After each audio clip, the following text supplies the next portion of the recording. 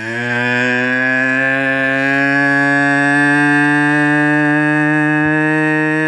welcome back to Coaching with the Bible. I hope everyone's doing great again this week. This is episode 130. Episode 130, season 3, episode 21. Our portion of the week is the portion known as Tisa. We are more than halfway through the second book of the 5 books of Moses, the book of Exodus. The people are out of Egypt. They have crossed the sea. They have stood at Sinai. And this week's portion is quite dramatic, the sin of the golden calf.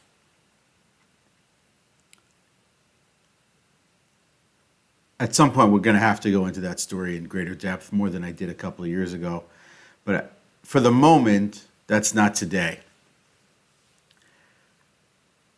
I want to start on talking about this week, our topic of the week, tongue-tied a little bit, is the concept of supporting players.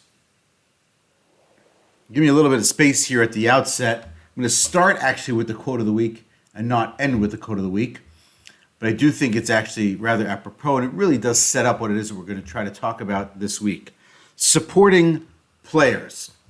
There's a famous quote from a director, a well-known person in the field of the arts, who is the leader of the Moscow Art Theater. His name was Konstantin Stanislavski. And he is credited with reshaping and retooling and recreating acting. But not specifically acting for lead actors, more specifically for acting done by supporting actors and bit players. So it's not the people who are in the lights, it's the people who are on the stage, on the screen, operating in the background, not the lead singer or a lead dancer in a certain moment. At best, they're second. At worst, they're way down the line. And Stanislavski has this famous quote, which is, "There are no small parts, only small actors." What he realized was that when we talked about people having small parts, they acted them out and performed them in small ways. And so it didn't help anything. It only hurt the scene that the person was in. If the person who was the third dancer in the 5th row isn't giving a A+ performance, it actually affects the entirety of the set, even if the star in the front is shining. And so he revolutionized the sense of the value and the import of the role of supporting players, supporting actors, and in fact, bit actors and bit players. Sort of a very powerful quote. There are no small parts, only small actors. The idea being, if you look at a role and think that it's a small role, and it's not so much the role that's small, it's you looking at it, who is in fact the person who is small. And we sort of have to think about that here in the context of coaching with the Bible. There are moments in our lives when we are the featured performer, and there are moments in our lives when we are but a supporting player. And sometimes we get it right, and sometimes we get it wrong. Now, the truth is, in our own movies, i.e. our own lives, so we're the featured player in our own movie. I think we can all appreciate that and understand that that's the case, that we're living our best life, we're doing our best to live our best life, and we're the center of that universe. No matter how we sort of go about it, whether we're fully serving other people or we're acting independently, whatever it may be, we're the center of our own universe, or center of our own story. But at the same time, we're also supporting actors and bit actors in other people's story. It's just true at the same time. It's just a question of us paying attention to it and realizing that that's true. And that if we try to steal the limelight in someone else's story, so that's really not just not nice, it's bad form, and it's not helpful in the least. Doesn't promote anything. It doesn't actually accomplish anything either. Now, how does this come up in the Bible then? So many years ago, I gave a class on the subject of supporting actors, the best supporting actors in the Bible. Because the Bible is replete with all kinds of featured players. You have, the forefathers, Abraham, Isaac, and Jacob. You have the matriarchs, right? Moses. Even on the villain side, you have Pharaoh as a big villain, right? You have major stars. At the same time that you have the major stars and the major players, in many of the stories, obviously they're not acting alone. You have people who are operating sort of just below the surface. So either they're second or supporting actors, or they're further deep, in the story, and they appear for moments and they pop up at a moment's notice. So for every Moses, there's an Aaron. So Aaron isn't the star, but Aaron is a very close second as a best supporting actor. Joshua in the Bible itself is slightly lower. He only appears for, a few times in the entirety of the 5 books of Moses. Jethro, as another example, appears a couple of times, but not more. They leave a lasting impression. They have an impact, but they don't spend a lot of time on the stage. To parallel it off in our own world, in our own lives, when we're going to a movie, we're going to see a show, and there is a scene stealer, a supporting actor who just, takes your breath away. You have a person who only appears on the screen for but a few minutes, who owns those few minutes and sort of a memorable experience just because of them. So I was reading actually today that, to give you an example, Darth Vader is a major force, to use the term, but a major character and personality in all the Star Wars movies. In the first movies that appeared, the movies were, I think, somewhere near 6 hours worth of film. Darth Vader is only on the screen for 34 minutes or something like that. So he's a major player, but from a timing perspective, he's not. And so we have to appreciate that there are all kinds of people like this. But it goes even further. There are people who are anonymous in the Bible who take the stage for but a moment and then are gone. So in the book of Genesis, there's one with Jacob. He's fighting an unknown person in the middle of the night. There's one with Joseph. Joseph is lost as he's seeking out his brothers. He comes across this person. That person directs him to his brothers, and then we know the rest of that history. So there are supporting actors, and then there are sort of bit actors or bit players, but each has a role to play. And there's another one, actually. I shared this thought with some friends this week as related to the holiday of Purim in the book of Esther. Fascinating story. So as that story is unfolding, and it's now sort of the high moment of suspense where the king is asking Esther, what is it that you seek? What is it that you want? And then Esther says that Haman is trying to destroy her people, just trying to kill out her nation. So that's the high moment, because now the villain has been revealed. But right then after, there's this guy who appears for like one verse who says to the king, and by the way, Haman has a tree in his yard to hang Mordecai on it. That guy's name is Harvona in Hebrew. I'm not actually sure how to pronounce that in English. Harbona. He appears right there, and then he's gone. You never hear from him again.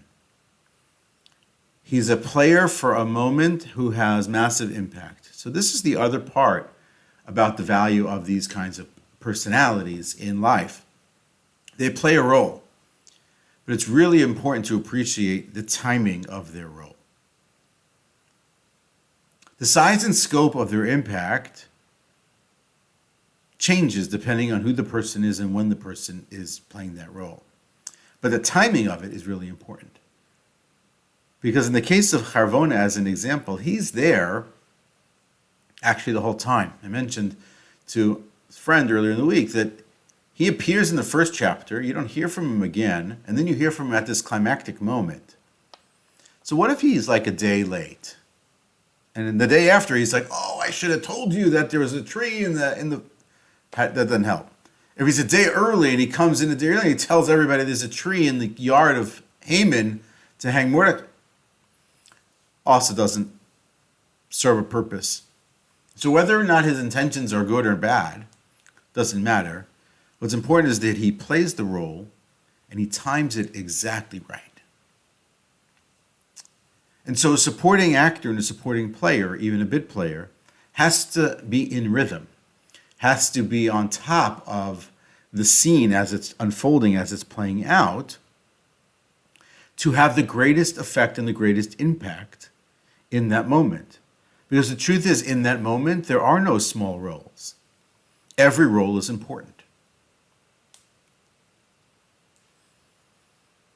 If you go back to the Bible for just a moment again, in this week's portion at the story of the golden calf, so Aaron steps into the fore, right? He is an important person throughout the Bible. He steps up into this moment to try to sort of quelch and hold back the rebellion in the nation.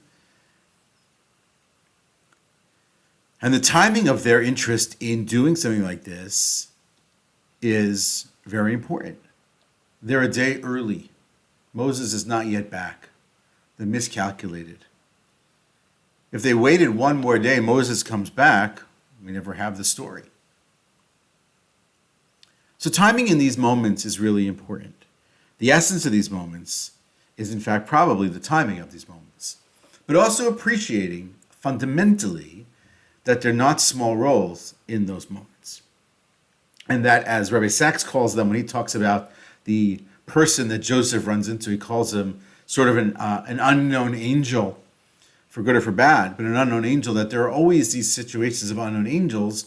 We have to appreciate the role that exists in those moments, and then really appreciate what our role is in those moments.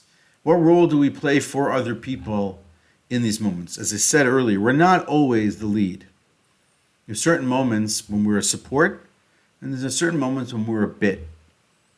In every one of those moments, though, it's our responsibility to do our part, to play our role as completely, as wholly, as purposefully, as intentionally as possible, to get the tone right, to get the rhythm right, to get the messaging right, to bring the success that that moment requires. It's not an accident that the Academy of Motion Pictures honors supporting actors on an annual basis, or that other award shows honor an ensemble, because they appreciate that it's not simply one actor or one player who makes everything happen. There are supporting players, there are supporting actors, there are role players in these moments, in these movies. And sometimes we're those people. And sometimes we have those people around us. And so for coaching with the Bible for this week, let's say the homework is the following. 1, appreciate the supporting actors and the bit actors in your life right now. Maybe, throw a little gratitude their way at the moment. Think back to some of the people who've been your angel, those secret angels who've been bit players of real impact and real value in your life at some point in the past. That could have been, a random moment on a train or a bus or a plane. You sat next to somebody, you struck up a conversation with somebody, they left you profoundly different, and it was really 10 minutes long. Or a person in your past who had an indelible impact on you during a period of time, and they're no longer part of your life. There are always people who sort of roll in and roll out of our lives. Some people who were there earlier who are now back, other people who were not there earlier who are there who are here now are going to disappear later. All those things are opportunities and realities in the world and in our lives that we live. So stage one here is an appreciation of those people in our lives and the moments when they showed up and how they helped us in those moments. Part two is the exact opposite. In whose life right now, or in what situation right now, am I not the lead, but rather I am their supporting player? I'm a role player. I'm the first guy off the bench. I'm even a bit player in something that's going on. And once acknowledging that that's the case, how am I handling the role that I'm playing there? Am I okay with being a supporting actor, supporting role player in that space? Am I doing it begrudgingly? Am I not giving it 100%? Am I being a small actor?